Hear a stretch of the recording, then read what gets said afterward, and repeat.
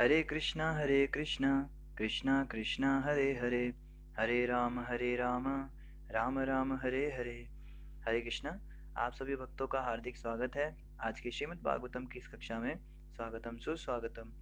और हम चर्चा कर रहे हैं श्रीमद् भागवतम चतुर्थ स्कंद अध्याय नंबर 21 पर, जिसका नाम है महाराज पृथु द्वारा उपदेश। तो जल्दी से हम रिकैप करते, कल हमने क्या पढ़ा था। कल हम पढ़ रहे थे कि पृथु महाराज अपने राज्य के अंदर जब वापस लौटे तो उनके सारे राज्य के निवासियों ने बहुत सुंदर उनका स्वागत किया। तरह तरह के सुगंधित जल से छिड़काव हुआ पूरे शहर का, वहाँ की सड़कों का। बड़े सुंदर फूल फल दही इत्यादि शुभ मांगलिक जितनी वस्तुएं थी उन सबको उन्हें भेंट किया गया। राज्य में सुंदर सुंदर स्त्रियां और बड़े सुंदर अलंकार और आभूषण पहनकर उनका स्वागत कर रही थी। लेकिन पृथु महाराज को ये सब देख के बिल्कुल भी कोई लगाव नहीं हुआ। उसको देखकर भी उन्होंने सब अनदेखा कर दिया और पूरी तरह से वो आत्मा के स्तर पर स्थित रहे। इस प्रकार उन्होंने राज्य किया और वो समय के साथ भगवान के धाम वापस गए।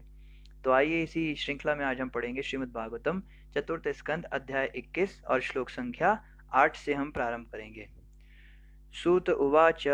सूत गोस्वामी ने आगे कहा, हे ऋषियों के नायक शौनक जी, संसार भर में अत्यंत योग्य महिमा मंडित तथा जगत भर में प्रशंसित आदि राजा पृथु के विविध कार्यों के विषय में मैत्रेय ऋषि को इस प्रकार कहते हुए सुनकर महान भक्त विदुर ने अत्यंत विनीत भाव से उनकी पूजा की और उनसे निम्नानुसार प्रश्न किया।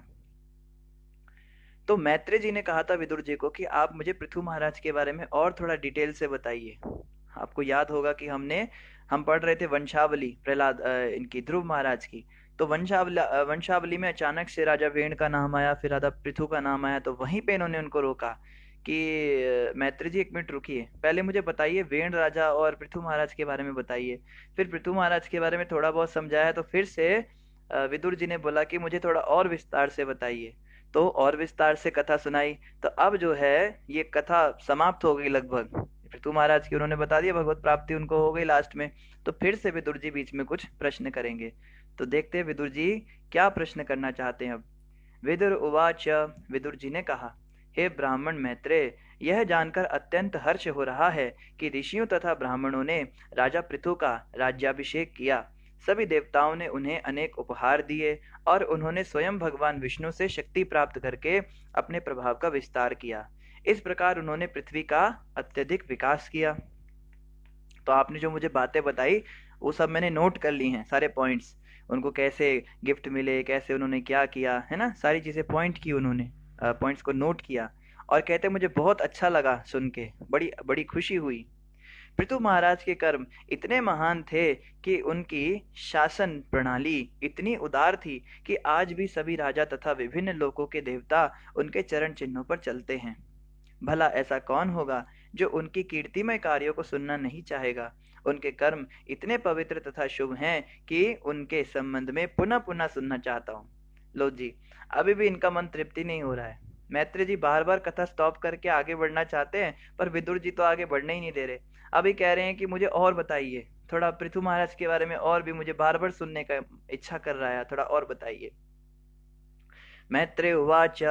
मैत्रेय ऋषि ने विदुर जी से कहा, हे विदुर, राजा पृथु गंगा तथा यमुना इन दोनों महान नदियों के मध्यवर्ती भूभाग में रहते थे। वे अत्यंत ऐश्वर्यवान थे, अतः ऐसा प्रतीत होता था मानो अपने पूर्व पुण्यों के फल को कम करने के लिए ही प्रारब्ध से प्राप्त संपत्ति का भोग कर रहे थे। तो मैत्रेय जी जो हैं, बस मैत्रेय जी तो वेट ही कर रहे थे जैसे विदुर जी का, विदुर जी कहें थोड़ा और सुनाने को, और मैत्रेय जी के पास सारा मटेरियल रेडी था। देखो यहाँ से एक बहुत अच्छी बात समझ में आती है, जितने भी प्रचारक हैं उनको इस बात का बहुत ध्यान रखना चाहिए कि हमारे पास कहने को बहुत कुछ होता है, लेकिन हमें देखना पड़ता है कि सामने वाले की दिलचस्पी कितनी है, वो कितना सुनना चाहता है। औसतन ऐसा होता है, नए नए हम प्रचार करना शुरू करते हैं, कोई नया व्यक्ति फटक जाता है हमारे पास और एक ही दिन में उसको हम इतनी सारी बातें बता देते हैं। उसको भगवत गीता क्या, भागवतम क्या, चैतन्य चरितामृत क्या, रामायण क्या, महाभारत क्या, दुनिया भर की कहानी कथा फिलॉसफी सब कुछ बता के हम सोचते हैं बस आज के आज इसको भगवत प्राप्ति करा दूं, अभी घर वापस ना जाए, सीधा इसके लिए विमान उतर जाए, विष्णु दूत आ जाए इसको लेने। तो हमें देखना चाहिए कि सामने वाला पचा कितना सकता है बात को। मैत्री जी से विदुर जी ने पहली बार जब बोला तो मैत्री जी ने उनको थोड़ा बताया, ताकि एक फ्लो रहे, भाई ठीक है ये भी आपने थोड़ा इस टॉपिक के बारे में भी सुन लिया, आगे और बताते हैं। अब उनका इंटरेस्ट था तो उन्होंने कहा मुझे और बताइए, तो मैत्री जी ने थोड़ा और बता दिया। अब विदुर जी जब और ज्यादा इंटरेस्ट दिखा रहे हैं तब मैत्री जी और खोल के बात बता रहे हैं। तो जनरली ऐसा होता है कि हम किसी टॉपिक में घुसते हैं तो घुसते चले जाते हैं, ऐसा नहीं होना चाहिए। हमको जो है देखना पड़ता है कि सामने वाला व्यक्ति कितना सुन सकता है। जैसे पहली बार आता है तो उसको थोड़ा बताना होता है कि भाई भगवान कृष्ण भगवान हैं, आप आइए मंदिर आइए, जप कीजिए, प्रसाद लीजिए, कीर्तन सुनिए, बस इतना बताना होता है। थोड़ा और सीरियस होता है तो फिर उसको धीरे धीरे नियम बताते हैं, मांस मछली मत खाइए, आप प्याज लहसुन छोड़िए, आदि इत्यादि। इस प्रकार से धीरे धीरे बढ़ना होता है। तो प्रचारकों को चाहिए कि मैत्री जी से सीखे, मैत्री जी के आचरण से हम लोग सीख सकते हैं। तो अब मैत्री जी और अच्छे से पृथु महाराज की कथा सुना रहे हैं कि इतने ऐश्वर्यशाली हो वो राजा थे कि पृथु महाराज ऐसा लग रहा था जैसे अपने पुण्यों को ही समाप्त करने के लिए राज्य का भोग कर रहे थे। जब भी हम किसी संपत्ति का भोग करते हैं, हम बहुत ऐश्वर्य में रहते हैं तो हमारे पुण्य नष्ट होते हैं। और जब भी हम तपस्या करते हैं, जब भी हम सारी संपत्ति का त्याग करके अपना एक तपस्वी का जीवन जीते हैं, तो हमारे पाप नष्ट होते हैं। तो भक्तों को चाहिए कि पापों और पुण्य दोनों को नष्ट करना चाहिए। पर चलो अभी हमारी स्थिति इतनी नहीं है, कम से कम हम पापों को तो नष्ट करने का प्रयास करें। इसीलिए हमारे लिए बहुत आवश्यक है भक्ति की शुरुआत में कि हम तपस्या करें, हमें तपस्या करनी चाहिए। प्रभुपाद जी से किसी ने कहा, प्रभुपाद जी मैं ऐसी तपस्या करने की सोच रहा हूँ, मैं वैसी तपस्या करने की सोच रहा हूँ। प्रभुपाद जी कहते, भाई इस कलयुग में तो सुबह 4 बजे उठकर मंगल आरती आना ही सबसे बड़ी तपस्या है। और बिल्कुल सही बात है, सुबह 4 बजे उठ के मंगल आरती आना बहुत मुश्किल काम है। 4 बजे उठना, नहाना धोना, 4:30 बजे मंदिर पहुंचना, सर्दी हो गर्मी हो, आंधी हो तूफान हो बारिश हो, हर रोज का नियम बनाना, ये बहुत बड़ी तपस्या है। कोई इस तपस्या को तो करना नहीं चाहता और दुनिया भर की बातें करेंगे। माताएं फोन करती हैं हमको, प्रभु जी हम सोच रहे कार्तिक में हम बैंगन छोड़ दे, हम सोच रहे हैं कि अभी जो है इस महीने हम गाजर मूली छोड़ दे। अरे गाजर मूली मटर खाने से थोड़ी ना ये तपस्या होती है, ये कोई तपस्या थोड़ी ना है। ये भी तपस्या है, लेकिन खाने पीने वाली तपस्या इतनी ज्यादा मतलब काम वाली नहीं है हमारे लिए। हमारे लिए सबसे काम की बात है सुबह उठना, ब्रह्म मुहूर्त में स्नान करके मंगल आरती आना। इसके लिए तो कोई बात ही नहीं करता। उनको बोलो माता जी हम सोच रहे थे अब मंगल आरती, नहीं नहीं प्रभु जी मंगल आरती नहीं, ये हमसे नहीं हो पाएगा, अभी हमारा ये है वो है दुनिया भर की बातें। बस हम सोच रहे हैं हम ये तपस्या करेंगे, हम निर्जला एकादशी कर लेंगे, हम रात को जागरण कर लेंगे, दुनिया भर की और चीजें बता देंगे। तो प्रभुपाद जी ने जो कहा है हमें वो करना है। आचार्यों की बताई हुई बातों को अगर हम पालन करते हैं तो उससे हमारा कल्याण होता है। बाकी हमारे मन से तो हम बहुत सारी तपस्याएं ले सकते हैं, शास्त्रों में तो बहुत सारी तपस्याएं बताई हैं। कोई कहेगा मैं शाम को एक टांग पे खड़े होकर आरती गाऊंगा, कोई कहेगा मैं दिन भर पलक नहीं झपकाऊंगा, कोई कहेगा मैं दूध पे ही 1 हफ्ते तक रहूंगा, कोई 4 महीने तक अन्न नहीं खाता है, दुनिया भर की तपस्याएं। तो हमें चाहिए कि हम ऐसी तपस्या करें जो गुरुदेव की और प्रभुपाद जी की बताई हुई तपस्याएं हैं। लेकिन पृथु महाराज क्या कर रहे थे, ये तो राज्य का भोग कर रहे थे और अपने पुण्य नष्ट कर रहे थे, ऐसा लग रहा था। एक तो गंगा और एक तरफ जमुना, दो महान नदियों के बीच के जगह पे इनका राज्य था। आप सोच सकते हैं कितनी कितनी सुंदर जगह होगी। एक तरफ गंगा बहती है, दूसरी तरफ जमुना बहती है। महाराज पृथु चक्रवर्ती राजा थे और इस भूमंडल के 7 द्वीपों पर शासन करने के लिए राजदंड धारण करने वाले थे। उनके अटल आदेश का उल्लंघन साधुजनों, ब्राह्मणों और वैष्णवों के अतिरिक्त कोई नहीं कर सकता था। तो एक प्रश्न आप सबके लिए कि जो राजदंड इन्होंने धारण कर रखा है, जिसको लेकर 7 द्वीपों पर वो शासन करते थे, ये राजदंड इन्हें किसने दिया था? हमने पिछले चैप्टर में पढ़ा था कि इनको राजदंड दिया गया था एक देवता के द्वारा। तो देखते किसको याद है राजदंड किसने दिया था इनको।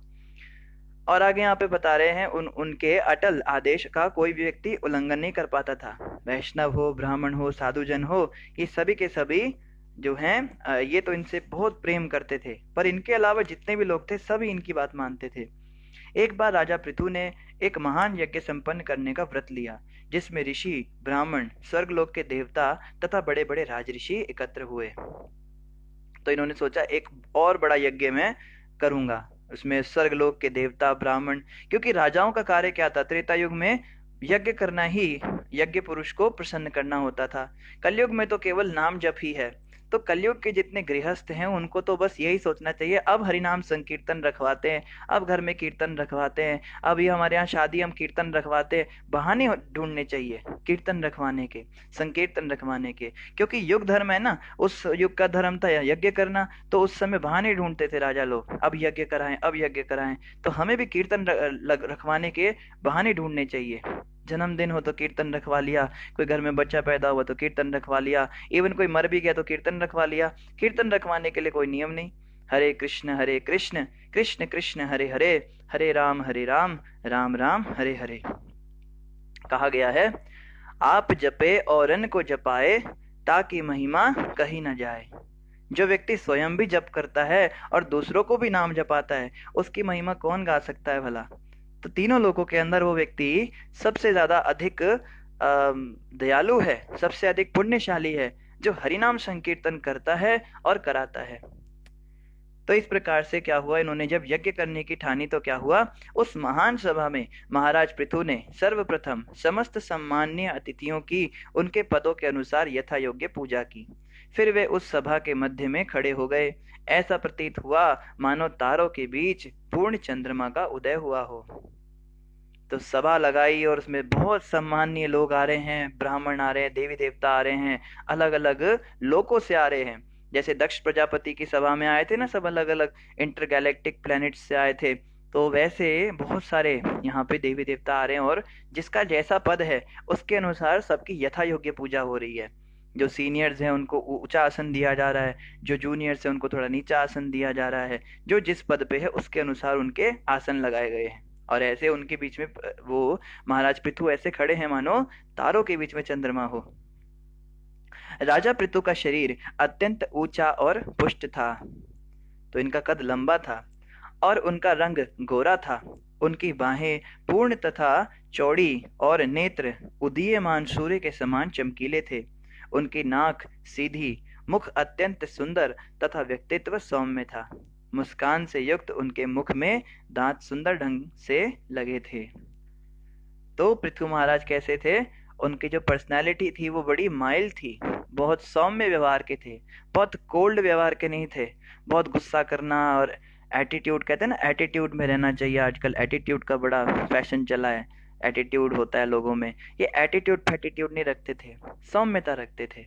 हमने देखा है कई माताएं हैं वो मंदिर में जुड़ भी जाती हैं, मुंह बना के घूमती रहती हैं। कोई दूसरी माता जी देख लेगी, हरे कृष्णा माता जी, ऐसे मुंह बना के बड़ा अजीब सा, बड़ा कहते हैं ना बड़े बड़ा जैसे चेहरे पे चेहरा लगाना पड़ता है, एक्टिंग सी करते हुए हंसेगी और दांत निकालेगी और हरे कृष्णा माता जी करेगी, बड़ा बड़ा एहसान करेगी उस पे।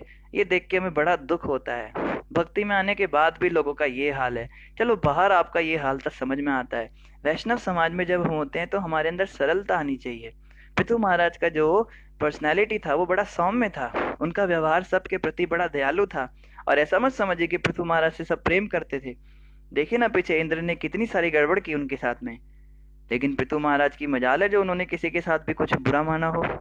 भक्तों को चाहिए कि वो महान बने।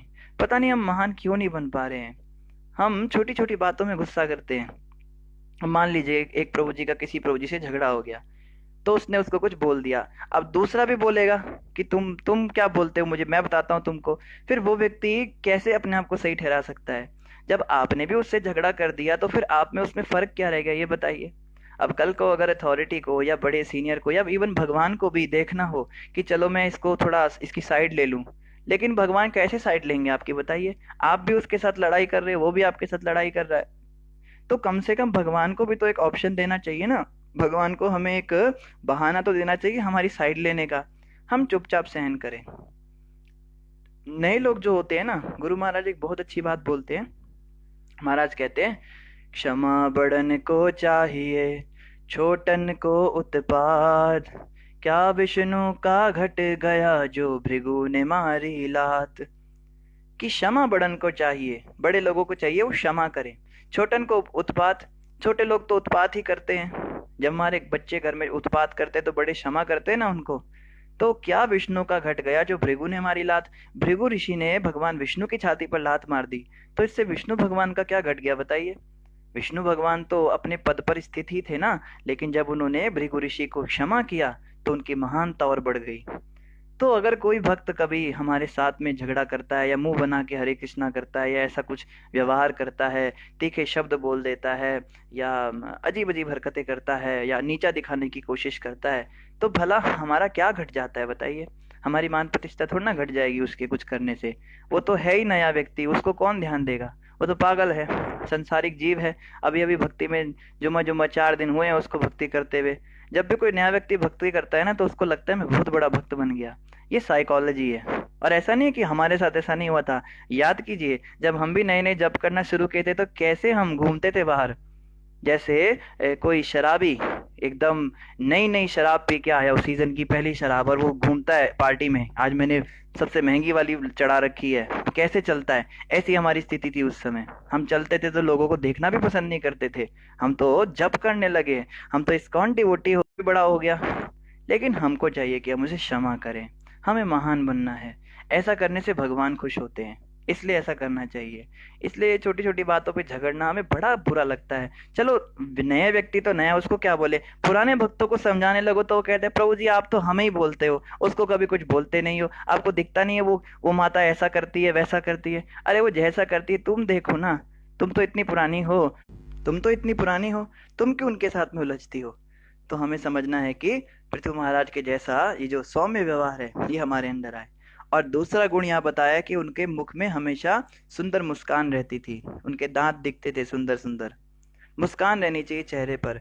वैष्णव वो है जो खुश रहे, जो दुखी है, रो रहा है हर समय, परेशान है, झुंझला रहा है, ऐसा हो गया, ये वैसा कर दिया, उसने वैसा कर दिया, वो यहाँ क्यों आ गया, वो वहाँ क्यों चली गई, मेरे हिसाब से क्यों नहीं हो रहा है, उसको वैष्णव नहीं कहते। हम चाहते हमारे हिसाब से सब कुछ होना चाहिए। मंदिर में भी कोई नया भक्त आए तो हमारे हिसाब से आए, किसी व्हाट्सएप के ग्रुप में भी कोई नया जुड़े तो हमारे हिसाब से जुड़े, कोई कथा के अंदर भी कोई आ रहा है, उसने वो देखो वो बड़ा आजकल प्रश्न पूछ रहा है, वो लगता है उसका दिमाग खराब है, कहते हैं हमें भक्त ऐसे। अरे हमें क्या मतलब दूसरों से? अगर हमें आनंद नहीं है, अगर हमें भक्ति में ही आनंद नहीं आ रहा है, तभी हम इस प्रकार से देखते हैं। अभी हम अंतर्मुखी नहीं हुए ना, हरिनाम में हमारी रुचि नहीं हो पा रही है। जब हमें हरिनाम में रुचि आने लगेगी, उसमें रस आने लगेगा, तो फिर इन सब चीज़ों को हम छोड़ देंगे। पर जब तक हमारा दिमाग इन्हीं चीज़ों में घूम रहा है, हमें समझना है हम वैष्णव का वी भी अभी अपने जीवन में उतार नहीं पाए। लेकिन धीरे धीरे प्रयास करते रहने से अवश्य ऐसा दिन आएगा, गुरु कृपा से, प्रभुपाद कृपा से, कि हम इन चीजों से ऊपर उठ पाएंगे। आगे कह रहे महाराज पृथु की छाती चौड़ी थी, उनकी कमर अत्यंत स्थूल तथा उनका उदर बल पड़े हुए होने के कारण वट वृक्ष की पत्तियों की रचना के समान लग रहा था। उनकी नाभि भंवर जैसी तथा गहरी, उनकी जांघें सुनहरे रंग की तथा उनके पंजे उभरे हुए थे। तो ये सब महापुरुषों के लक्षण होते हैं, जिनके शरीर में ऐसी रचना देखने को मिलती है, वो महापुरुष होते हैं। उनके सिर के काले तथा चिकने बाल अत्यंत सुंदर तथा घुंघराले थे और शंख जैसी गर्दन शुभ रेखाओं से अलंकृत थी। वे अत्यंत मूल्यवान धोती पहने थे और शरीर के ऊपरी भाग पर सुंदर सी चादर ओढ़े थे। चूंकि महाराज को यज्ञ संपन्न करने के लिए दीक्षित किया जा रहा था, अतः उन्हें अपने बहुमूल्य वस्त्र उतारने पड़े थे, जिससे उनका प्राकृतिक शारीरिक सौंदर्य दृष्टिगोचर हो रहा था। तो जब उन्होंने अपने वस्त्रों को उतारा तो उनकी जो प्राकृतिक सौंदर्य है, उनके शरीर की जो ये रचनाएं हैं, ये सब दृष्टिगोचर होने लगी। उन्हें काला मृग चर्म पहने तथा उंगली में कुश वलय पैंती पहने देखकर अच्छा लग रहा था, क्योंकि इससे उनकी शारीरिक कांति बढ़ गई थी। ऐसा प्रतीत होता था कि यज्ञ के पूर्व महाराज पृथु समस्त विधि संपन्न कर चुके हैं। तो यज्ञ के पहले उनको मृगशाला दी गई और ये सब चीजें दी गई पहनने के लिए, तो वो सब विधि वो करने लगे। सभा के सदस्यों को प्रोत्साहित करने तथा उनकी प्रसन्नता को बढ़ाने के लिए राजा पृथु ने ओस से नम आकाश में तारों के समान नेत्रों से उन पर दृष्टि फेरी तथा फिर गंभीर वाणी से उन्होंने बोला। तो पृथु महाराज की आंखें ऐसी रहती थी जैसे ओस से नम कोई आकाश रहता है, मतलब हमेशा भीगी रहती थी। भक्तों का एक ये भी लक्षण है, जो वैष्णव होते हैं ना, शुद्ध भक्त होते हैं, उनकी आंखें हमेशा नम रहती हैं, उनकी आंखें मॉइस्ट रहती हैं। बता दें, श्रीमती राधा रानी की आंखें हमेशा गीली रहती हैं, उनकी आंखें कभी सूख नहीं पाती, वो हमेशा 24 आवर कृष्ण चिंतन में रहती हैं। तो उसके कारण उनको उनकी आंखों में पानी रहता है। तो ऐसा ही कुछ हाल इनका भी था, पृथु महाराज का। महाराज पृथु की वाणी अत्यंत सुंदर, अलंकारिक भाषा से युक्त, सुस्पष्ट तथा श्रुति मधुर थी। ये होना चाहिए हमारी वाणी में। हमारी वाणी क्या है? कचरे की तरफ कचर कचर कचर कचर बोले जाते हैं हम दिन भर, दुनिया भर की बातें करते हैं। भक्तों के बीच में आके भक्ति की बातें करते हैं और अभक्तों के बीच में जाके दुनिया जहान की बातें करते हैं। लेकिन भक्तों की वाणी ऐसी नहीं होनी चाहिए। भक्तों की वाणी अत्यंत सुंदर होनी चाहिए।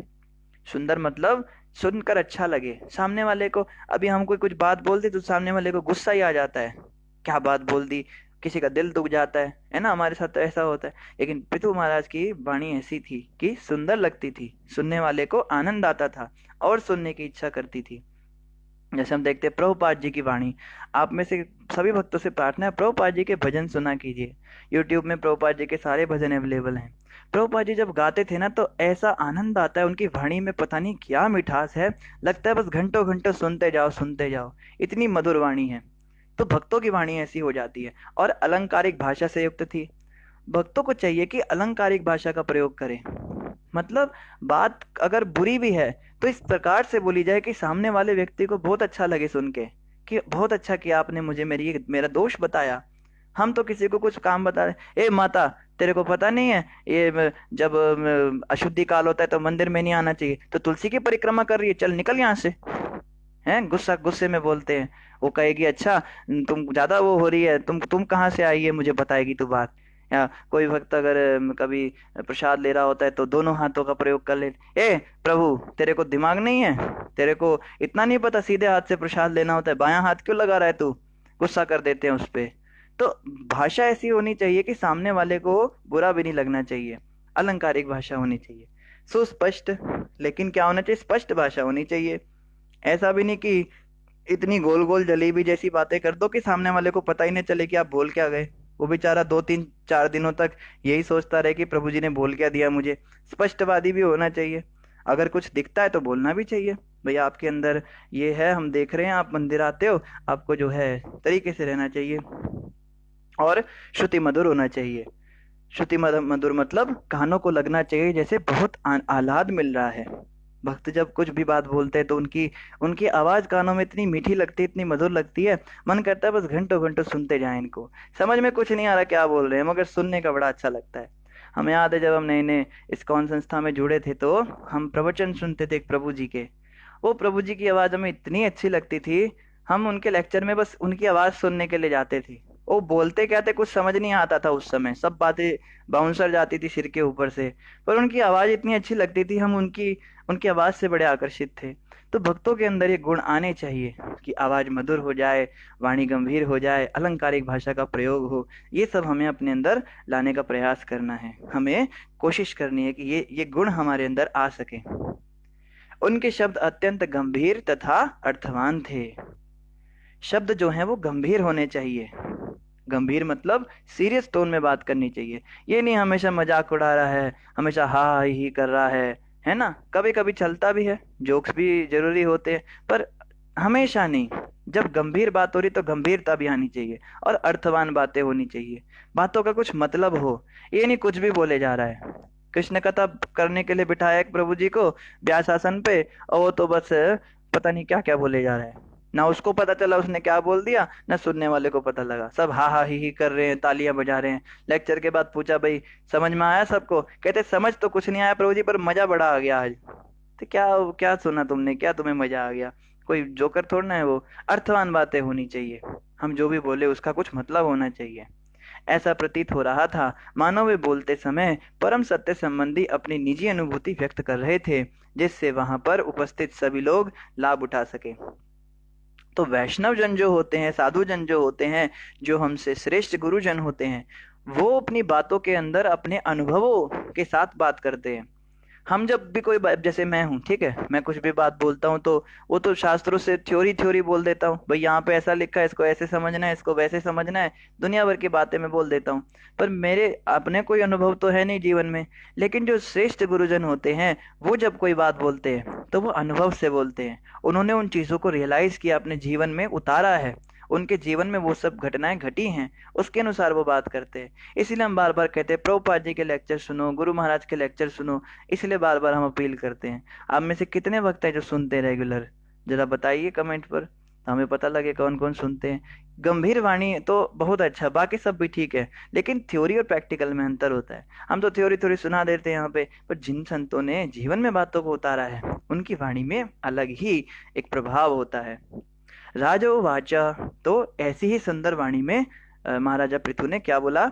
राजा पृथु ने कहा, हे सभासदों, आप सबका कल्याण हो। जितने भी महापुरुष इस सभा में उपस्थित हुए हैं वे मेरी प्रार्थना को ध्यान पूर्वक सुने। तो उस सभा में तो हम नहीं थे, लेकिन ऑनलाइन सभा में हम सब उपस्थित हैं, तो कृपया करके ध्यान पूर्वक श्रवण कीजिए क्या बोल रहे हैं पृथु महाराज। जो भी व्यक्ति वास्तव में कुछ जानने का इच्छुक हो वह भद्र जनों की इस सभा के समक्ष अपना निश्चय प्रस्तुत करे। कोई व्यक्ति अगर कुछ जानना चाहता है तो प्रश्न कर सकता है। राजा पृथु ने आगे कहा, भगवत कृपा से मैं इस लोक का राजा नियुक्त हुआ हूँ और मैं प्रजा के ऊपर शासन करने, उसे विपत्ति से बचाने तथा वैदिक आदेश से स्थापित सामाजिक व्यवस्था में प्रत्येक की स्थिति के अनुसार उसे आजीविका प्रदान करने के लिए यह राजदंड धारण कर रहा हूँ। तो कह रहे हैं कि मुझे तो भगवान ने राजा नियुक्त किया है और मैं ये राजदंड पकड़ता हूँ, तो मैं सबका ध्यान रखता हूँ। महाराज पृथु ने आगे कहा, मेरा विचार है कि राजा के कर्तव्य पालन करने से मैं वैदिक ज्ञान के वेत्ताओं द्वारा वर्णित अभीष्ट उद्देश्य प्राप्त कर सकूंगा। यह गंतव्य निश्चय ही भगवान की प्रसन्नता से प्राप्त होता है, जो समस्त नियति का दृष्टा है। कोई राजा जो अपनी प्रजा को वर्ण तथा आश्रम के अनुसार अपने अपने कर्तव्यों को करने की शिक्षा न देकर उनसे केवल कर और उपकर वसूल करता है, उसे प्रजा द्वारा किए गए अपवित्र कार्यों के लिए दंड भोगना होता है। ऐसी अवनति के साथ ही राजा की अपनी भी संपदा जाती रहती है। तो ऐसा राजा जो बस खाली टैक्स लेता रहता है, लेकिन सब अपने सभा के लोगों को, अपने राज्य के लोगों को भगवान की सेवा में नहीं लगा पाता, तो वो उन सब के पाप कर्मों को भोगता है।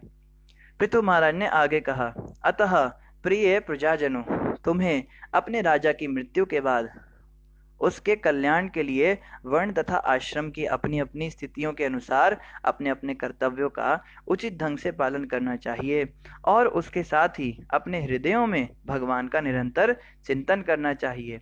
ऐसा करने से तुम अपने हितों की रक्षा कर सकोगे और अपने राजा की मृत्यु के उपरांत उसके कल्याण के लिए अनुग्रह प्रदान कर सकोगे। तो यहाँ बताया जा रहा है कि अगर हम चाहते हैं हमारे गुरुजनों का कल्याण हो, हमारे राजा का कल्याण हो, हमारे नेताओं का कल्याण हो, तो हमें भगवान की भक्ति करनी चाहिए। तो आज के नेता तो इतने क्रूर हो गए, इतने ज्यादा नास्तिक हो गए, वो तो ये बातें ही नहीं करते, वो बस विकास की बातें करते हैं, भौतिक विकास। हम ये विकास लाएंगे, वो विकास लाएंगे, रोजगार का सपना, कृषि को रक्षा का सपना है, आस विकास का सपना, देशपान का सपना और अन्न उत्पादन का सपना, सपना ही सपना, सपना ही सपना, दुनिया भर के सपने दिखाते हैं, करते कुछ है नहीं, ना तो विकास ही करते हैं, ना भक्ति में अपनी प्रजा को लगा पाते हैं। जरा सोच के देखिए, अगर नेता लोग जैसे कोई प्रधानमंत्री या मुख्यमंत्री डिक्लेयर कर दे कि मेरे राज्य में जितने लोग रहते हैं उन सबको महामंत्र का जप करना अनिवार्य है, सुबह 4 बजे सबको उठना अनिवार्य है, सबको एकादशी के दिन व्रत रखना अनिवार्य है, तो कितना अच्छा हो जाए। सोच के कितना आनंद आता है, पूरे देश के अंदर कितना अच्छा माहौल हो जाएगा। सब जितने भी विधानसभा के जितने भी मेंबर्स हैं वो सब 16 माला जप करके मंगल आरती करके आए। और ये कोई मजाक की बात नहीं है, प्रभुपाद जी ने इंदिरा गांधी को पत्र लिखा था, उस पत्र के अंदर उन्होंने कहा था उन्हें कि आप प्रधानमंत्री हैं देश की, मैं चाहता हूं कि आप ऐसा नियम बनाओ कि विधानसभा में जितने भी लोग आते हैं, आपके मेंबर ऑफ पार्लियामेंट हैं, वो सब सुबह मंगल आरती करके 16 माला करके वहां पर आके बैठे। उसने वो कोई जवाब ही नहीं दिया उनको उसके बाद। तो ऐसी ऐसी इच्छा जो है ये तो प्रभुपाद जी ने भी की थी, ये इच्छा तो सभी गुरुजन करते हैं। तो अगर हम बाई चांस कभी आगे चल के आप में से कोई पॉलिटिक्स में जाए आगे, या किसी की कोई पहुंच है, कोई जान पहचान है, तो प्रयास करना चाहिए उन लोगों के द्वारा हम ऐसे भी नियम बनवाएं ताकि राज्य का कल्याण हो और इसमें नेता का भी कल्याण है। आगे कह रहे, मैं समस्त शुद्ध अंतःकरण वाले देवताओं, पितरों तथा साधु पुरुषों से प्रार्थना करता हूँ कि वे मेरे प्रस्ताव का समर्थन करें, क्योंकि मृत्यु के पश्चात किसी भी कर्म का फल इसके कर्ता, आदेशकर्ता तथा समर्थक के द्वारा समान रूप से भोग्य होता है। तो मैं चाहता हूं आप सब भी कृपया करके सहमति दें।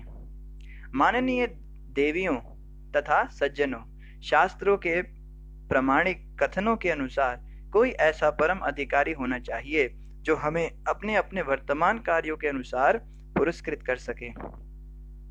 अन्यथा इस जीवन में तथा मृत्यु के बाद के जीवन में कुछ लोग असामान्य, सुंदर तथा शक्तिमान क्यों कर हो सकते हैं। तो जितनी भी ये समस्याएं हैं, कोई बड़ा है कोई छोटा है ना, कहते हैं कि दुनिया का 90% जो धरती है वो केवल 10% लोगों के कब्जे में है, और दुनिया का 10% धरती केवल जो है वो 90% लोगों के कब्जे में है। ऐसा होता है। यहाँ पे अनबैलेंस्ड सिविलाइजेशन चलती है, बायस सिविलाइजेशन चलती है। अमीर और ज्यादा अमीर होता जाता है, गरीब और ज्यादा गरीब हो जाता है। इसका कारण क्या है? राजा जो है वो नास्तिक है। ऐसा तब होता है जब सब लोग आत्मा के स्तर पे पहुंचेंगे, सब एक दूसरे को अपना भाई समझेंगे, तो फिर ये चीजें हटेंगी। तो बहुत जरूरी है भक्ति का प्रचार हो, बहुत जरूरी इस वैष्णव कल्चर का प्रचार केवल फेसबुक और इंटरनेट तक ना रहे, केवल हमारे 16 माला के जप तक ना रहे, इसको आगे बढ़ाकर हम पॉलिटिक्स तक भी ले जाएं, वहां पे जाके पॉलिटिशियंस को हम भक्त बनाएं। तो हमारी तो पूरी उम्मीदें हैं कि आगे आने वाला समय अच्छा आ रहा है। भक्त लोग प्रचार कर रहे हैं, लगातार बड़े बड़े लोगों से मिलते हैं, उनको मंदिर बुलाते हैं, इनवाइट करते हैं। देखो अगर कुछ होता है तो। इसकी पुष्टि न केवल वेदों के साक्ष्य से होती है, अपितु मनु, उत्तानपाद, ध्रुव, प्रियव्रत तथा मेरे पितामह अंग एवं महाराज प्रहलाद तथा बलि जैसे अन्य महापुरुषों तथा सामान्य व्यक्तियों के व्यक्तिगत आचरण द्वारा होती है। ये सभी आस्तिक थे और गदाधारी भगवान के अस्तित्व में विश्वास करने वाले थे। तो बता रहे हैं कि सभी आस्तिक हुए हैं, बड़े बड़े जितने भी शासक हुए हैं इस विश्व के, उन सभी ने भगवान कृष्ण को भगवान के रूप में स्वीकार किया है। तो मैं जो ये बातें बोल रहा हूँ, अगर आप में से कोई इसका समर्थन नहीं करता तो इस बात का ध्यान रखना कि पूर्ववर्ती जितने भी बड़े बड़े शासक हुए हैं आप उन सब की अवहेलना करोगे। यद्यपि धर्म के पथ पर साक्षात मृत्यु के दौहित्र तथा मेरे पिता वेन जैसे शोचनीय पुरुष मोहग्रस्त हो जाते हैं, किंतु ऊपर जिन समस्त महापुरुषों का उल्लेख हुआ है वे यह स्वीकार करते हैं कि चतुर्वर्गों धर्म अर्थ काम तथा मोक्ष का अथवा स्वर्ग के एकमात्र दाता पूर्ण पुरुषोत्तम परमेश्वर हैं। तो यहाँ बताया जा रहा है कि ऐसा मैं नहीं कहता, बड़े बड़े लोग इस बात को कहते हैं कि स्वर्ग के सारे देवताओं के जो दाता हैं, देवताओं को भी जो देने वाले हैं, वो भी भगवान पूर्ण पुरुषोत्तम हैं। पूर्ण पुरुषोत्तम भगवान कृष्ण हैं। भगवान के चरण कमलों की सेवा के लिए अभिरुचि होने से संतप्त मनुष्य अपने मन में असंख्य जन्मों से संचित मल को शीघ्र ही धो सकते हैं। जिस तरह भगवान के चरण कमलों के अंगूठों से निकलने वाला गंगा जल सब मलों को धो देता है, उसी प्रकार इस विधि से मन तुरंत ही स्वच्छ हो जाता है और धीरे धीरे आध्यात्मिकता अथवा कृष्ण चेतना का विकास होता है। तो कह रहे हैं कि भक्ति में लगने से हम असंख्य जन्मों के पाप कर्म धो सकते हैं। कई भक्तों के मन में डाउट आ जाता है, जैसे हम प्रचार करने जाते हैं या हमारे आसपास कोई रहता है, हमारे परिवार में कई लोग बोलते हैं, अरे क्या तुम कृष्ण कृष्ण जपते रहते हो, बाकी सब भी तो देवी देवता हैं, उनका भी तो आदर करो। जैसे एक भक्त थे, वो कहते थे, प्रभु जी मेरे घर में जो मंदिर था उसमें सारे देवी देवता थे, उसमें कृष्ण भी थे, राम भी थे, हनुमान भी थे और देवी माता भी थी और शिव जी भी थे। तो मैं जब कृष्ण भगवान की आरती उतारता था तो मुझे लगता था बाकी सब गुस्सा हो रहे हैं, तो मैं डर के मारे हनुमान जी की आरती उतारने लगता था, तो मुझे लगता था अब कृष्ण जी गुस्सा हो रहे होंगे। फिर शिव जी की आरती उतारता था तो मुझे लगता था कि गणेश जी, हनुमान जी, कृष्ण सब गुस्सा हो रहे होंगे। इस कारण मैं बड़ा विचलित रहता था। आरती करने का जो मेरा वो सेशन होता था सुबह का, वो इतना दुखदायी होता था मेरे लिए, मुझे बहुत बुरा लगता था। मुझे लगता था कि सब मुझसे नाराज हैं। तो उन्होंने बताया, जब मैं भक्ति मार्ग में जुड़ा, भगवत गीता मैंने पढ़ा, तब मुझे सब क्लियर हो गया, नहीं तो पहले तो मैं परेशान रहता था। तो कई लोगों को मन में डाउट हो जाता है कि कृष्ण ही परम भगवान है या बाकी भी हैं।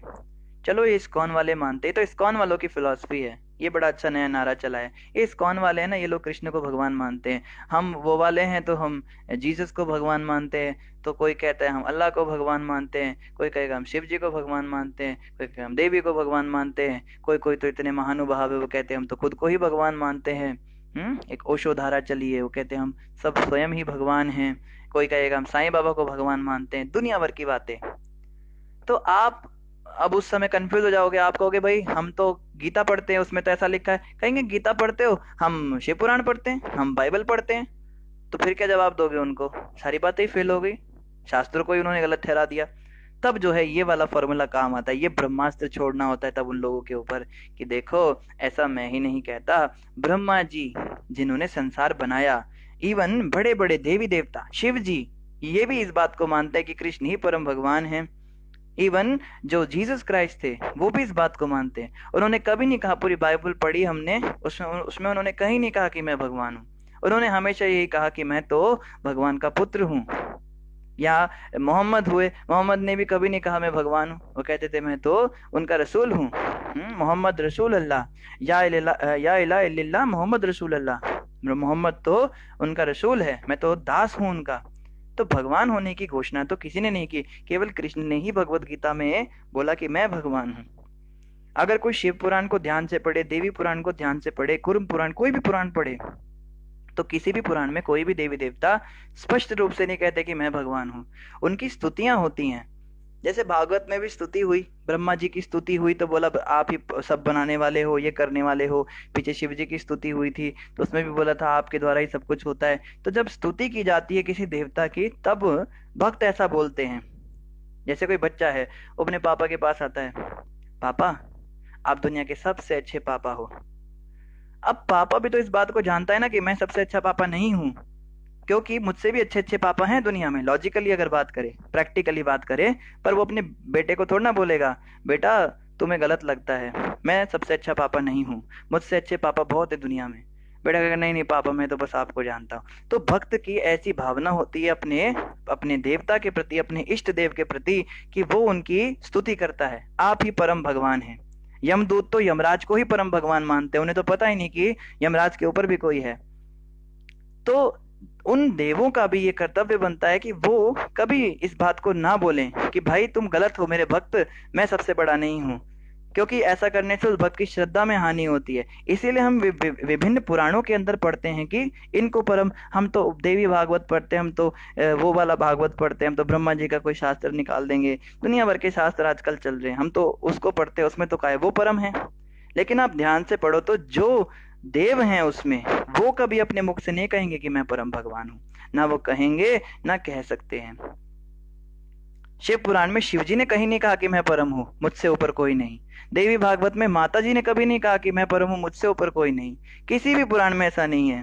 केवल भगवत गीता में कृष्ण कहते हैं मत्ते परंतर नान्यत किंचित अस्ति धनंजय, हे धनंजय अर्जुन मुझसे ऊपर कोई परम सत्य नहीं है। ऐसा भगवत गीता में भगवान कृष्ण स्वयं कह रहे हैं।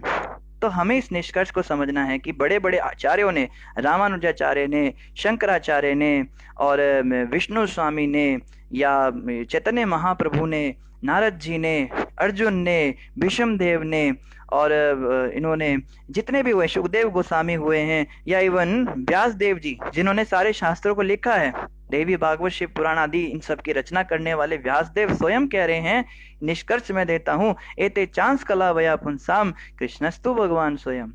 जितने भी मैंने बताए ये सब देवी देवता हैं, या तो उनके अंश हैं या उन परम भगवान की कला हैं, लेकिन कृष्णस्तु भगवान स्वयं, स्वयं भगवान तो कृष्ण है। तो ये हमारे पास एक ऐसा ब्रह्मास्त्र है जिसके द्वारा हम किसी को भी कम से कम लॉजिकल डिबेट में हरा सकते हैं। कोई व्यक्ति लॉजिकली प्रूव नहीं कर पाएगा कि हम उनको फॉलो करते, तुम इस्कॉन को फॉलो, अरे हम इस्कॉन को फॉलो नहीं करते, हम इतने सारे महानुभावों को फॉलो करते हैं जिनके हमने नाम लिए। तो इतने सारे लोग तो गलत नहीं हो सकते ना। रामानुजाचार्य और मध्वाचार्य, ये लोग तो, शंकराचार्य, ये तो चारों वेदों के ज्ञाता नहीं थे, उसमें पारंगत थे, स्पेशलिस्ट थे चारों वेदों के। तो तुमने अगर 3-4 वेद में थोड़ी बहुत कुछ बातें पढ़ ली और तुम कहते हो कि हमें ऐसा लगता है, तो तुम्हारी बात मानो या उनकी बात मानो? स्पेशलिस्ट जो व्यक्ति है उसकी बात ही मानी जाएगी ना। तो लॉजिकली भी हमें इस बात पे कभी भी डाउट नहीं आना चाहिए कि कृष्ण ही परम भगवान है। आगे यहाँ कहा जा रहा है, जब भक्त पूर्ण पुरुषोत्तम भगवान के चरण कमलों की शरण में आ जाता है तो उसका सारा अज्ञान या कपोल कल्पनाएं धुल जाते हैं और उसमें वैराग्य प्रकट होने लगता है। यह तभी संभव है जब वह भक्ति योग के अभ्यास से परिपुष्ट हो ले। एक बार भगवान के चरण कमलों की शरण ग्रहण कर लेने पर भक्त कभी भी इस संसार में लौटना नहीं चाहता, जो 3 प्रकार के तापों क्लेशों से भरा हुआ है। ये श्लोक बहुत ही इंपॉर्टेंट है, इसको नोट करने वाला श्लोक है। ये है चौथे स्कंद के 21वें अध्याय का 32वां श्लोक। यहाँ पे कहा जा रहा है जिसने वास्तव में भगवान के चरण कमलों की शरण की है ग्रहण, वो सारे अज्ञान और कपोल कल्पना है उसकी धुल जाएंगे और उसमें वैराग्य प्रकट होने लगेगा। ये बहुत ही ज्यादा जरूरी है समझना। हम लोग भक्ति में आ जाते हैं, हम सोचते हैं प्रभु जी हम तो भक्ति में, हमें लगता है हमारा बहुत विकास हो गया। नए नए भक्त आते कहते हैं हम तो बहुत भक्ति करते हैं, हम तो कृष्ण के चरणों में ही समर्पित हो गए, अब तो सौंप दिया इस जीवन का सब भार तुम्हारे हाथों में। भजन भी गाते हैं, कहते बस हमारा क्या है, हमारा कुछ नहीं, सब ठाकुर का है, सब कृष्ण का है। तो ऐसी बात करने वालों, यहाँ पे कहा जा रहा है कि जिस व्यक्ति के अंदर वास्तव में कृष्ण के चरण कमलों की जिसने शरण ग्रहण की है, वो उस व्यक्ति में वैराग्य प्रकट होगा, संसार में रचा पचा नहीं होगा, संसार में आसक्ति नहीं होगी उसकी, वैराग्य को धारण करेगा। ये क्या हम बहुत ज्यादा तैयार होके घूम रहे हैं, बहुत हम मेकअप लगा रहे हैं, बहुत सुंदर सुंदर वस्त्र धारण किए हुए पार्टियों में जाके और सिगरेटें फूकते हुए लोगों के बीच में बैठे हैं, बेशक हम अपने नियमों का पालन करेंगे, मगर उन पार्टियों में जाने की हमारी जो इच्छा है वो क्यों नहीं खत्म हो रही है? क्यों हमारे मन से अभी तक घूमने फिरने की इच्छाएं समाप्त नहीं हो रही हैं? क्यों अभक्तों के बीच में रहकर हमें अच्छा लगता है? जिनका कृष्ण से दूर दूर तक कोई नाता नहीं, उनके साथ बैठ के हम घंटों घंटों जो गप्पे मारते हैं, चाहे वो हमारे क्लास के दूसरे फेलोज हों, चाहे वो दूसरे स्कूल के टीचर्स हों, या फिर हमारे कुलीग्स हों, हमारे जो जिस भी ऑफिस में हम काम करते हैं वहाँ के लोग हों, रिश्तेदार हों, शादी ब्याह के माहौल में हम दुनिया भर की बातें करते हैं, इनसे वैराग्य तो नहीं हो रहा है, तो कैसे हम कह रहे हैं हमारी भक्ति में प्रगति हो रही है? कृष्ण के चरण कमल की शरण तो हमने ग्रहण की ही नहीं अभी तक। अगर की होती तो हमारे अंदर वैराग्य आता, कम से कम अभक्तों के बीच में हमें अच्छा ना लगता। एक सच्चा भक्त पता है कौन होता है? एक सच्चा भक्त वो होता है जो अभक्तों के बीच में सोचता है कि इनसे अच्छा तो मैं किसी मगरमच्छ के साथ लोहे के पिंजड़े में बंद हो जाऊं, मगर इनके साथ ना बैठूं। वो होता है सच्चा भक्त। वो तो कहेगा भूखे शेर के आगे मुझे डाल दो, मगर इन अभक्तों के बीच में मुझे मत डालो, इनकी बातें मुझे नहीं सुननी। मेरे कान में पिघला हुआ लोहा डाल दो, पिघला हुआ कांच डाल दो, लेकिन इन लोगों की फिजूल की बातें, उल्टी सीधी संसार की घर बार की बातें, ये मुझे सुननी बिल्कुल पसंद नहीं आ रही हैं। ऐसा होता है भक्त। क्या हम बातें करते हैं, भक्ति में बढ़ रहे हैं, हमारा बड़ा भाव हो गया, हम तो बस ठाकुर जी का सब मानते हैं, हमारा तो कुछ नहीं है, सब उनका है, सब कहने की बातें हैं।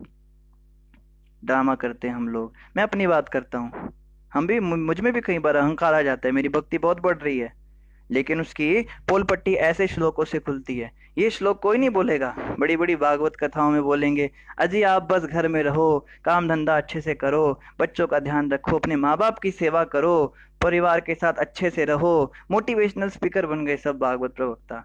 प्रभुपाद जी कहते थे सत्य बोलने में घबराना नहीं चाहिए। सत्य तो ये है जिसका घर संसार से, खाने पीने से, उठने बैठने से, रिश्तेदारों से वैराग्य ही नहीं हो रहा, उसने क्या भगवान की शरण ग्रहण की है? तो अगर कोई कहे भाई प्रभु जी समझ गए आपकी बात, ठीक है, मान लिया हमारी भक्ति नहीं बढ़ रही, हमने भगवान के चरणों में अभी शरण ग्रहण नहीं करी, हमारा वैराग्य हो नहीं रहा, तो अब सोल्यूशन भी तो बताओ, कैसे होगा ये? क्या करना पड़ेगा? घर वालों से झगड़े करें, किसी की शादी ब्याह में जाना बंद कर दे, या कॉलेज में काम करना बंद कर दे, स्कूल में जाना बंद कर दे? या आप कह रहे हो कान में लोहा पिंगला डाल दो, क्या आप कान में उंगली डाल के बैठे क्या इन लोगों के बीच में? नहीं भैया, ये सब करने को थोड़ा ना बोला है। देखो क्या कह रहे हैं, यह तभी संभव है जब वह भक्ति योग के अभ्यास से परिपुष्ट हो ले। भक्ति को बढ़ाइए, बस भक्ति योग में अपना ध्यान दीजिए, भक्तों के साथ उठना बैठना शुरू करना पड़ेगा। ये नहीं है कि हमें अभक्तों के बीच में जाना नहीं, जा सकते हैं, लेकिन एक अपने मन में विचार डालना है कि जितनी देर मैं अभक्तों के बीच में रहता हूँ उससे दुगना मुझे सत्संग करना है। अगर किसी दिन मैं शादी ब्याह में 4 घंटे लगाकर आई, ठीक है, खूब उसमें नाचा गाना ये सब देखा, खाना पीना देखा, तो कम से कम 8 घंटे मुझे सत्संग में बैठना है। ये नियम अगर हम बना ले तो मजाल है कि हमारा वैराग्य ना हो, पर हमारा तो ये तो होता ही नहीं। वहां तो हम कितने कितने घंटे बीत जाते पता ही नहीं चलता, पार्टियों में और इन चीजों में। लेकिन भक्तों के साथ तो एक एक सेकंड ऐसे बीतता है। कथा में बैठ के देखो, कभी बार बार घड़ी पे नजर जाती है, ये घड़ी इतनी स्लो क्यों हो गई, जल्दी जल्दी चलती क्यों नहीं है?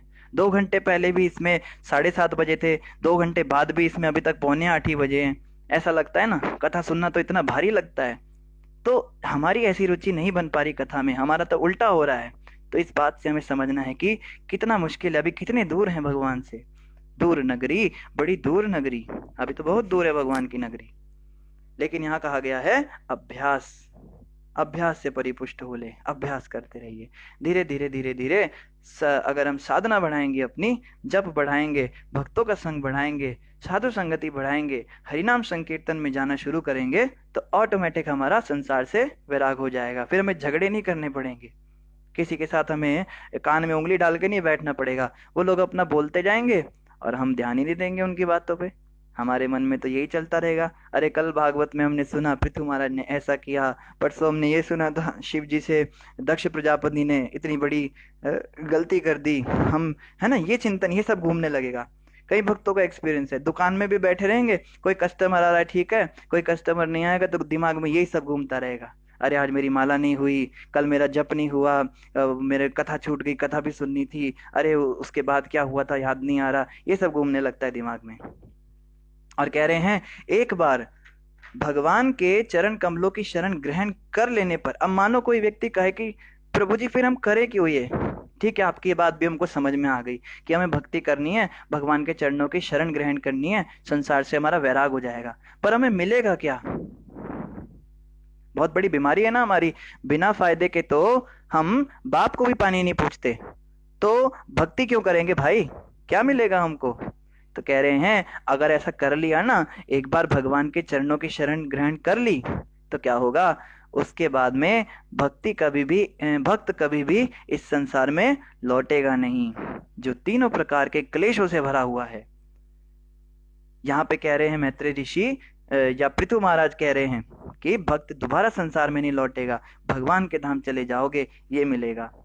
तो वहां जाके क्या करना है, हम तो इधर ही खुश हैं। कई लोग इतने मूर्ख होते हैं, वो कहते हैं यहीं पे ठीक है, हम तो ऐथो ही रहना, हमें जाना ही नहीं वहां पे। तो बता रहे हैं ये 3 प्रकार के क्लेशों से भरा हुआ है, इस दुनिया में कलेश ही कलेश हैं। बिना सत्संग मेरे मिटने कलेश नहीं, किसे नाल प्यार मेरा किसे नाल द्वेष नहीं। इस संसार के अंदर कलेश ही कलेश हैं। देखो ना, जन्म लेना कितना बड़ा कलेश है, उसके हमारे पैदा होते ही पूरा घर अशुद्ध हो जाता है, समझो इस बात को। 12-13 दिन तक घर के अंदर सूतक लग जाता है बच्चे के पैदा होने से, ये कलेश है बच्चे का पैदा होना। इन बातों को हम समझ नहीं पाते, हम कहते हैं ना अरे तुम तो बाप बन गई, तुम तो माँ बन गई, क्या बात है, बहुत बढ़िया। जो बच्चा आया इस संसार में उसको पूछो 9 महीने क्या नर्क सहन करके आया बेचारा, आने में इतनी समस्या, उसके बाद में बड़ा होते होते दुनिया भर की चीजें सीखनी है, चलना सीखना पड़ेगा, माँ गोद में उठाना बंद कर देगी, फिर पढ़ाई करना सीखना पड़ेगा, फिर क्लास बाय क्लास, दुनिया भर के प्रोजेक्ट्स, असाइनमेंट्स, टेस्ट, ट्यूशंस, इतना सब कुछ टेंशन, फिर पैसे कमाने की अलग टेंशन, घर में फिर शादी हो जाए उसकी रिस्पॉन्सिबिलिटीज, दुनिया भर की जिम्मेदारी, बच्चे पैदा हो गए फिर उनकी जिम्मेदारी करते करते करते करते गधा बन जाता है आदमी, गधे की तरह बोझ उठाता है जीवन भर केवल अपने लिए तो जी ही नहीं पाता। जर्मन के अंदर एक नर्स थी, उसने एक बहुत अच्छा आर्टिकल लिखा था। तो वो कहती है मैं एक हॉस्पिटल के अंदर नर्स हूँ, बहुत बड़ा हॉस्पिटल है, यहाँ पे बड़े सारे बुड्ढे आते हैं मरने के लिए, मैंने बहुत लोगों को मरते देखा, लेकिन मैं सबसे कुछ 4-5 प्रश्न करती थी तो उनके उत्तर मैंने रिकॉर्ड किए। तो वो कहती है उन प्रश्नों में मैं एक प्रश्न सबसे पूछती थी, आपके जीवन में आपको क्या रियलाइजेशन हो रहा है, मरते समय आपको अभी क्या अनुभव है आपके जीवन का। तो हर व्यक्ति लगभग मतलब 10 में से 9 लोग ये बात बोलते थे कि हम इस बात के लिए रिग्रेट कर रहे हैं, इस बात के लिए दुख मना रहे हैं, अफसोस कर रहे हैं कि अपने लिए तो जी ही नहीं पाए, जीवन भर हम दूसरों के लिए ही जीते रहे, अपने लिए तो कभी जी ही नहीं पाए। ये बात बिल्कुल सत्य है। बचपन से लेके बड़े होने तक, बड़े से जवानी तक, जवानी से बुढ़ापे तक, दुनिया भर की रिस्पॉन्सिबिलिटी, जिम्मेदारी के चक्कर में खुद को हम समय नहीं दे पाते, अपने आत्मा के उत्थान का तो सोच ही नहीं पाते। कोई व्यक्ति भक्ति करना भी चाहेगा तो उसके परिवार के लोग उसको भक्ति नहीं करने देते। तो ऐसा इस संसार का प्रभाव है। तो क्यों भाई फंसे हो इसमें, क्यों दोबारा आना चाहते हो, क्यों दोबारा इस संसार में आने की तैयारी करते हो? क्यों ना हम भगवान के धाम चले जाएं, जहां पे जाकर फिर दोबारा हमें वापस यहाँ ना लौटना पड़े। लेकिन अकल पर इतने पत्थर पड़े हुए हमारे, इस घर को ही हम अपना समझ के बैठे हैं, नश्वर संसार में शाश्वत घर बनाए बैठे हैं। इस बात को हम समझ नहीं पाते। तो पृथु महाराज कह रहे भाई भक्ति करो, भजन करो भगवान का और भगवान के धाम पहुंचो। इस दुनिया में ना तो कभी कोई खुश रहा है ना रह सकता है। भगवत गीता में कृष्ण इस दुनिया को दुःखालयम शाश्वतम कहते हैं। भगवान कृष्ण ने कहा ये संसार दुखों का घर है, यहाँ केवल दुख ही दुख मिलेंगे, नाना प्रकार के दुख मिलेंगे। पर इन बातों को हम समझ नहीं पाते, पता नहीं कहाँ हमारी अकल घास चढ़ने के लिए चली जाती है। तो इन बातों को हम समझेंगे तो धीरे धीरे हम लोग अभक्तों का संग भी कम करें, सत्संग का समय बढ़ाएं, जप में हम लोग स्टेबल हो जाएं, माला करें, सुबह मंगल आरती उठें, इन सब नियमों का पालन करें। आगे कहते हैं महाराज पृथु ने अपने प्रजाजनों को उपदेश दिया। अब पहले तो इन्होंने पृथु महाराज ने जो बड़े बड़े सभासद थे उनको संबोधित किया। अब ये अपने प्रजा के लोगों को कुछ बोल रहे हैं। क्या बोल रहे हैं? तुम सबों को अपने मन वचन देह तथा कर्म के फल सहित सदैव खुले मन से भगवान की भक्ति करनी चाहिए। ये शिक्षा हमें अपने सबॉर्डिनेट्स को देनी है। चाहे कोई कंपनी में नया ज्वाइन करता है, चाहे हमारे घर में कोई परिवार में नई बहू आती है, चाहे हमारे घर में कोई बच्चा पैदा होता है, चाहे हमारी कंपनी के अंदर कोई नया व्यक्ति ज्वाइन करता है, सबको हमें ये शिक्षा देनी कि तुम मन से, वचन से और शरीर से सारे कर्मों के फल सहित हमेशा खुले मन से भगवान की भक्ति करो। तुम सब अपनी सामर्थ्य तथा वृत्तिपरक कार्यों के अनुसार पूरे विश्वास तथा बिना हिचक के भगवान के चरण कमलों की सेवा में संलग्न रहो।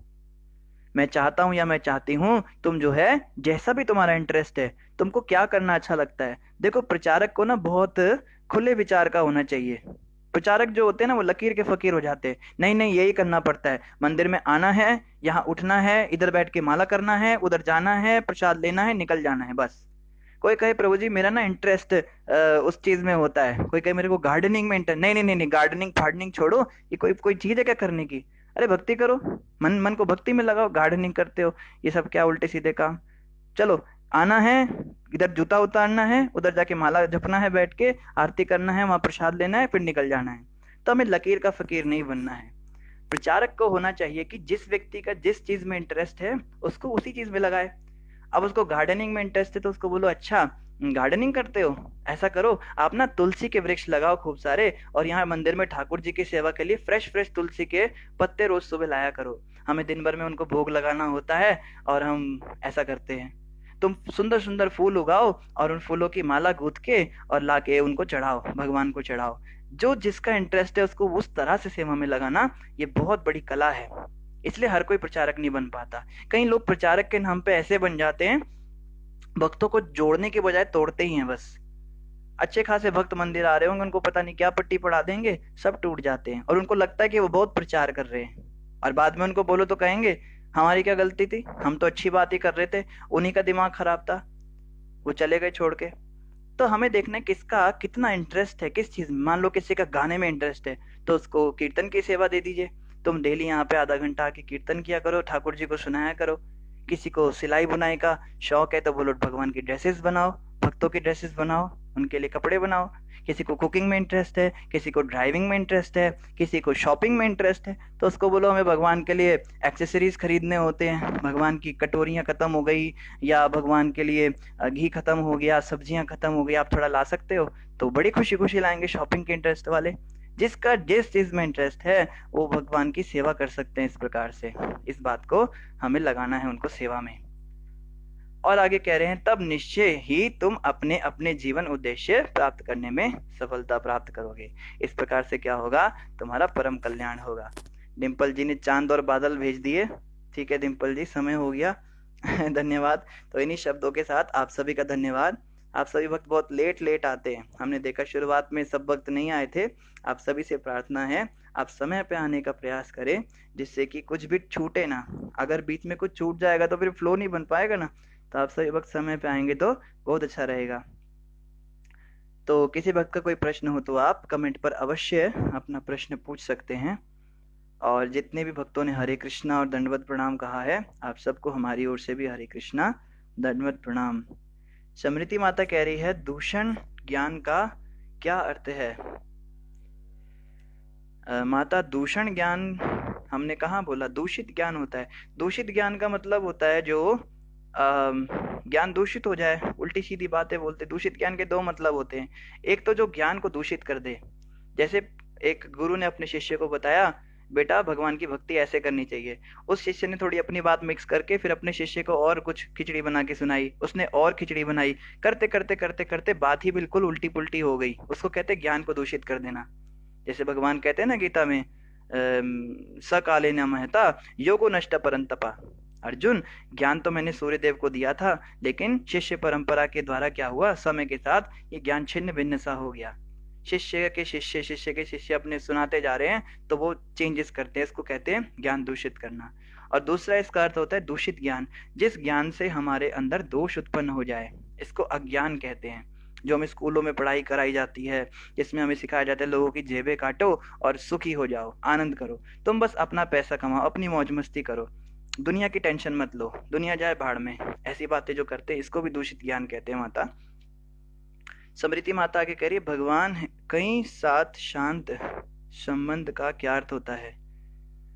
माता शांत रस एक होता है, 5 रस होते हैं भगवान कृष्ण के साथ भक्त अपने स्थापित करता है। या तो भक्त शांत रस में भगवान की सेवा करता है, या दास्य रस में सेवा करता है। दास्य मतलब नौकर समझता है खुद को। फिर भक्त जो होते हैं कुछ कुछ उसमें साख्य रस में सेवा करते हैं, भगवान का सखा समझते हैं। चौथे वो होते हैं जो भगवान को वात्सल्य रस में पूजते हैं, भगवान को अपना बच्चा समझते हैं। और 5वें होते हैं जो माधुर्य रस में भगवान की सेवा करते हैं, जो उनको अपना पति समझते हैं, प्रेमी समझते हैं। तो शांत रस वाले जो होते हैं ये जड़ पदार्थ बनना चाहते हैं। जैसे कोई भगवान की पायल बनना चाहता है, कोई भगवान के आंगन में पेड़ बनना चाहता है, कोई भगवान का मुकुट बनना चाहता है, कोई मुरली बनना चाहता है, कोई अंगूठी बनना चाहता है। क्योंकि भगवान के धाम में सब कुछ चिन्मय होता है। वहां पे धरती भी बात करती है, वहां पे टेबल चेयर भी बातें करते हैं, वहां पे मटकी भी बातें करती हैं, वहां पे कुछ भी जड़ नहीं है। इस दुनिया में तो सब नॉन लिविंग थिंग होता है ना, लेकिन भगवान के धाम में चावल के दाने भी बातें करते हैं। तो उसको कहते हैं शांत रस। जो जड़ पदार्थ बनना चाहते हैं भक्त लोग, वो शांत रस में भगवान की सेवा करते हैं। और इनके अलावा समृति माता ने एक और प्रश्न किया है, भगवान को अपना सर्वस्व दान के रूप में सौंप देना का क्या अर्थ है और हम कैसे कर सकते हैं? माता, सब कुछ सौंपने का मतलब है अपने अहंकार को दान करना। मैं कुछ नहीं हूं, बस ये मैंपन जिस दिन चला गया ना, देखो देने को तो बड़ा कुछ है। पहले शुरुआत होती है फुल टाइम होने से, शरीर का समर्पण करते हैं, वाणी का समर्पण करते हैं, क्रोध पे कंट्रोल करते हैं, बहुत सारा कुछ है बताने को। लेकिन मैं आपको मोटे मोटे तौर पे बताऊं, अहंकार का दान करना होता है, अहंकार का समर्पण करना होता है। जिस दिन मेरे दिमाग से ये चीज बिल्कुल खत्म हो जाए कि मैं कुछ कर रही हूँ, मैं पास हो गई, मैंने पढ़ाई की, मैंने एग्जाम दिए, मैंने ये कर दिया, मैंने इनको ये चीज दी, मैंने उनकी मदद कर दी, ये मैंने ये खत्म हो जाए ना, उस दिन आप समझ जाओ कि मेरा समर्पण पूरा हो गया। और इसकी विधि यही है, सर्व कारण कारणम, कृष्ण को कारण समझे। कृष्ण की कृपा से सब कुछ हो रहा है, कृष्ण की इच्छा से पत्ता भी नहीं हिलता। अगर कृष्ण इच्छा ना करे तो पत्ता भी नहीं हिलेगा। तो मैंने कैसे ये टेस्ट पास कर लिया? ये टेस्ट पास करने के लिए निश्चित रूप से कृष्ण ने मुझे शक्ति दी है। तो जो कुछ हो रहा है उसे कृष्ण की कृपा समझना। बाय चांस मैं फेल हो गई तो मुझे कितना गुस्सा आता है, मैं फेल कैसे हो गई, मेरा मुंह ही लटक जाता है। लेकिन जिस दिन मेरा मुंह ना लटके, मुझे लगे कृष्ण की इच्छा से फेल हो गई, कोई बात नहीं, जैसी कृष्ण की इच्छा, ठाकुर जी खुश रहने चाहिए बस, मेरा तो कुछ रहा ही नहीं, केवल जो कुछ है सो तेरो। ये भाव जिस दिन आ गया ना माता, उस दिन समर्पण पूरा हो जाएगा। हर कहते ना उसकी रजा में राजी हो जाना। कृष्ण अगर मुट्ठी भर चना खिला रहे हैं तो भी खुश रहना, कृष्ण अगर घी घना खिला रहे हैं तो भी खुश रहना, और अगर कृष्ण ने वो भी नहीं दिया, किसी दिन पूरे दिन उपवास रखना पड़ गया तो भी खुश रहना। जैसे सुदामा ब्राह्मण थे, मीरा जी थी, शबरी थी, ये सब जो हैं विपरीत परिस्थिति हो चाहे अनुकूल परिस्थिति हो, दोनों स्थिति में एक समान रहते थे। इसको कहते हैं समर्पण करना। भक्ति विनोद ठाकुर महाराज एक भजन में बताते हैं, संपादे विपादे जीवाने मराने दया मामगेला उपद वराने मानस देहा गेहा जो किछु मोरा अरपिलु तुवा पदे नंद किशोरा। वो कहते संपदे विपदे जीवने मरणे। आप चाहें तो मुझे बहुत अच्छे से खिला दो पिला दो, बहुत बढ़िया रखो। आप चाहो तो मुझे बहुत दुखी रखो, दरिद्र रखो, मेरे जीवन में बहुत सारे कष्ट आ जाएं, जीवन हो या मरण हो, धायल मम गेला ओ पद वरणे। मैं तो आपके चरण कमलों को छोड़ के, भक्ति को छोड़ के कहीं जाने नहीं वाला। भक्ति विनोद ठाकुर महाराज कहते हैं, इसको कहते हैं समर्पण। ठीक है माता। दिशी शर्मा जी कह रही हैं हमारे यहाँ रामायण या सुंदरकांड करते कोई ओकेजन हो तो। बहुत अच्छी बात है माता, रामायण और सुंदरकांड का पाठ करना चाहिए, लेकिन पाठ जब करें तो थोड़ा सा उसको समझने का भी प्रयास करें। हम जो पाठ करते हैं उससे तो निश्चित रूप से फल की प्राप्ति होती है, लेकिन जो बातें बोली जा रही हैं उसको अगर हम समझे, उनको थोड़ा जीवन में भी धारण करने का प्रयास करें तो और अच्छा। जैसे जो लोग पाठ करते हैं वो लोग बोलते जाते समझ में उन्हें भी नहीं आता कि क्या बोल रहे हैं। जैसे एक बार क्या हुआ ना, एक शिकारी था, शिकारी नहीं था, एक एक व्यक्ति था, वो उसके पास तोते थे बहुत सारे, उसके पालतू तोते थे, उनको पालता था, उनको बहुत प्यार करता था। तो उस जंगल में जहाँ वो रहता था वहां पे एक बहेलिया रोज आता था। तो उसको डर लगता था कहीं मेरे तोते ना चुरा के ले जाए। तो जब भी उसको कहीं घर से बाहर जाना होता था तो उसको बहुत घबराहट होती थी। इसलिए उसने तोतों को एक मंत्र सिखाया।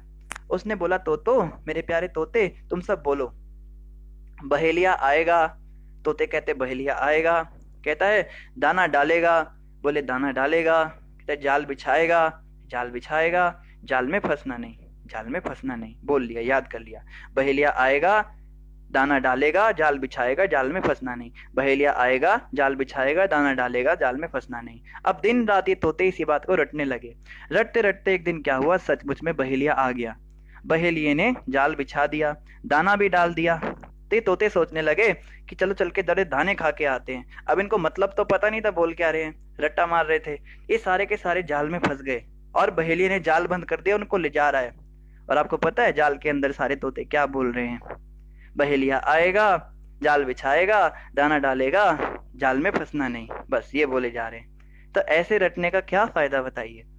रटते रटते कई लोग होते गीता कंठस्थ कर लेते हैं, कई लोग दिन में 4 बार गीता का पाठ करते हैं, रामायण का पाठ करते हैं, सुंदरकांड का पाठ करते हैं, बहुत सारे पाठ करते हैं, पर उन्हें समझ में ही कुछ आ नहीं रहा बोल क्या रहे हैं। वैदिक शास्त्र जो है उनको गाने का भी अपना फल है, हम इस बात को मना नहीं करते, क्योंकि ये कोई सामान्य चीज तो नहीं है। निश्चित रूप से इसका आपको फल तो मिलेगा, लेकिन अगर उन बातों को समझ ही नहीं पाए तो जीवन में धारण करना तो बहुत दूर की बात हो गई ना। तो अच्छा ये होगा कि पाठ जो है वो भी बहुत अच्छा है, समय समय पे आप कथा भी रखवाइए घर में, रामायण की कथा रखवाइए, सुंदरकांड की कथा रखवाइए कि हनुमान जी ने सुंदरकांड में क्या क्या शिक्षाएं दी, उनके जीवन से हम क्या सीख ले सकते हैं, और फिर उसको जीवन में भी धारण करें। तो देखिए जीवन में कितना हमको बदलाव महसूस होगा। ठीक है माता। कीर्ति माता कह रही हैं राजदंड दिया था विश्व पर शासन करने के लिए। हाँ, विश्व पर शासन करने के लिए दिया था, पर किसने दिया था। लखविंदर जी कह रहे हरे कृष्णा प्रभु जी, आपको भी हरे कृष्णा लखविंदर जी। और इंजीनियर सोनू प्रभु ने भी धन्यवाद प्रणाम कहा है, आपको भी धन्यवाद प्रणाम प्रभु जी। लखविंदर जी आगे कह रहे प्रभु जी आपके कल के सवाल का जवाब मैं माला जप नहीं करता, पर सारा दिन प्रभु को याद रखने की कोशिश करता हूँ और फ्री टाइम में प्रभु के महामंत्र का जाप करता रहता हूँ। ये सब कृष्ण के भक्तों की कथाओं के कारण संभव हुआ।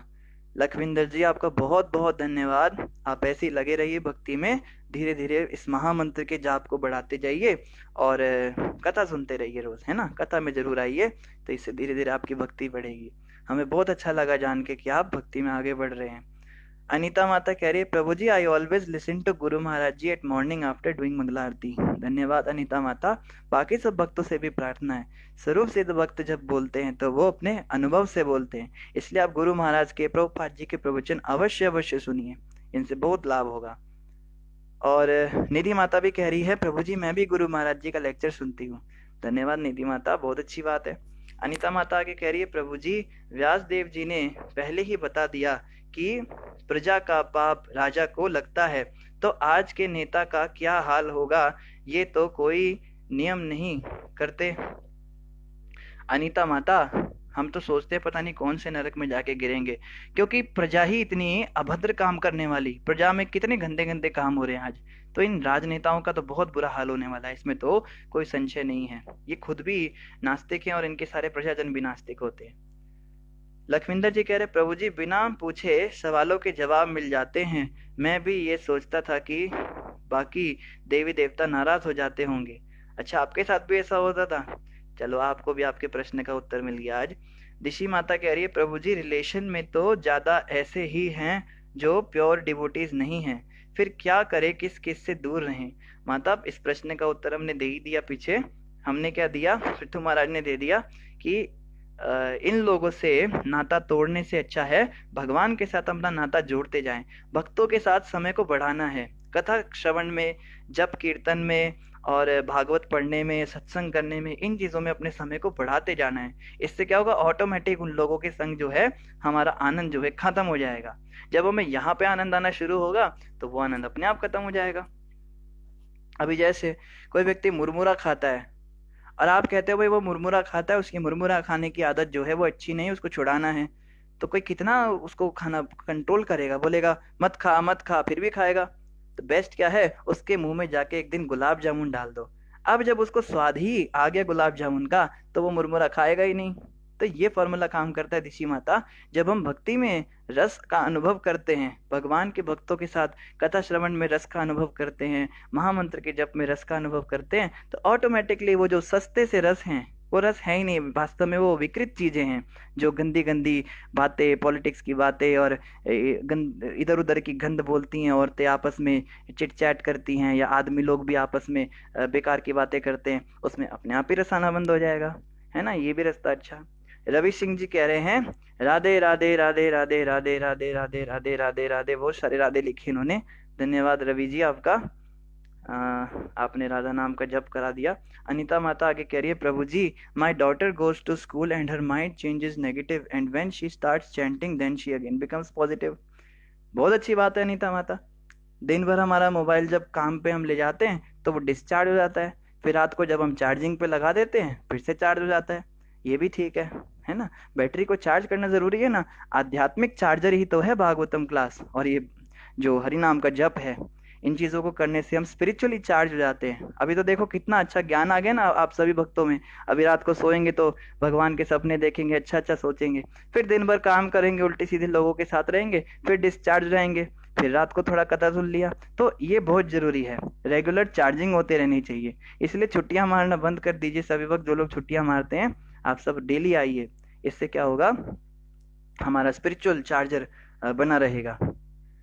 और वैकुंठ प्रभु ने आज के महाराज जी के प्रवचन का लिंक डाल दिया फेसबुक का, आप सभी इसको इस पे अवश्य सुनिएगा। दिशी माता कह रही प्रभु जी टाइम प्रॉब्लम हो जाती है। कोई बात नहीं दिशी माता, धीरे धीरे वो भी ठीक हो जाएगी। आप बस लगे रहिए भक्ति में, प्रभुपाद जी के चरणों में प्रार्थना करते रहिए, गौर निताई के चरणों में प्रार्थना करते रहिए, इससे सब ठीक हो जाएगा।